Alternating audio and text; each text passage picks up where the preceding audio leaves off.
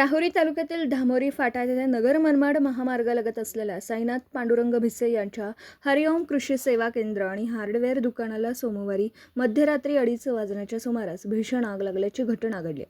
या आगीत दुकानातील कृषी साहित्य, हार्डवेअरचा माल आणि इतर साहित्य जळून खाक झालं असून लाखो रुपयांचं नुकसान झाल्याचा प्राथमिक अंदाज व्यक्त करण्यात येतो.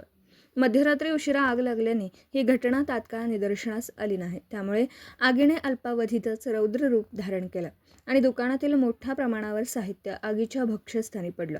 घटनेची माहिती मिळताच राहुरी नगर परिषदेच्या अग्निशमक विभागाचे प्रमुख राजेंद्र पवार, चालक विलास गडाख तसेच कर्मचारी करण साळवे यांनी घटनास्थळी धाव घेतली.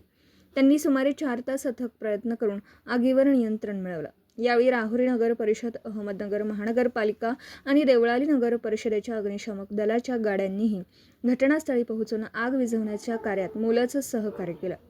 परिसरातील नागरिकांनीही मोठ्या संख्येने धाव घेत मदत कार्य केलं. आगीचं नेमकं कारण अद्याप स्पष्ट झालेलं नसून संबंधित यंत्रणेकडून घटनेचा पुढील तपास सुरू आहे. सुदैवाने या घटनेत कोणतीही जीवितहानी झाली नसली तरी व्यापाराचं मोठं आर्थिक नुकसान झालं आहे.